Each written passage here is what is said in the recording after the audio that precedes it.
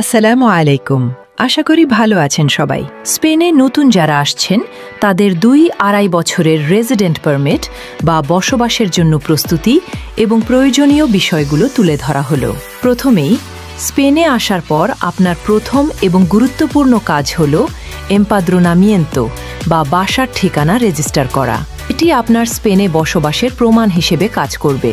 এরপর আপনার নিজের খরচ চালানোর জন্য একটি কাজের সন্ধান করা দরকার। যদি পরিচিত বা রেফারেন্সের মাধ্যমে সাহায্য পান তো ভালো, অন্যথায় পুরনো ভাই বা সিনিয়রদের পরামর্শ নিন।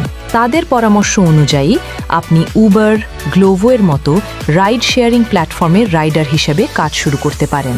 এই কাজগুলো থেকে আপনি মাসিক 1000 ইউরো থেকে 1500 ইউরো পর্যন্ত আয় করতে পারবেন।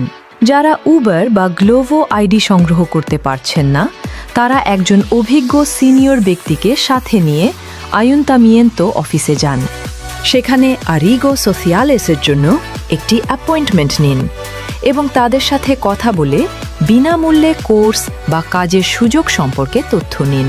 যে কাজই করতে চান না কেন, যেমন মোবাইল সার্ভিসিং, মোটর সার্ভিসিং বা রেস্টুরেন্টের শেফ, যে কোনো একটি কাজ বেছে নিয়ে তাদের সাথে যুক্ত হয়ে যান।